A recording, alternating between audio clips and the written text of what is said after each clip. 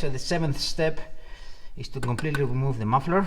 As you can see, I have put a cardboard board underneath it, so when it comes out, it doesn't scratch, it doesn't break.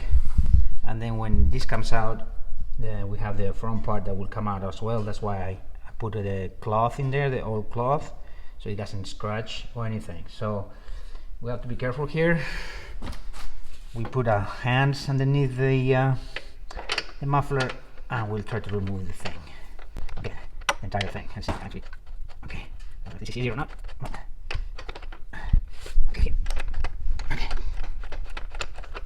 The best thing to do is, yeah. Okay, it's a long thing, so be careful. You have to be patient. A little stump is coming out now. I see. It's coming out. It's coming out.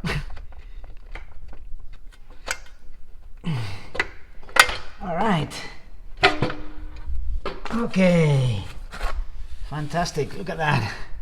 What a piece of muffler. This is heavy. This is really heavy duty stuff. So, okay, hold on.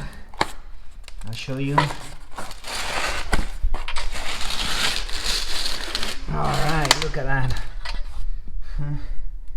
It's a heavy duty thing.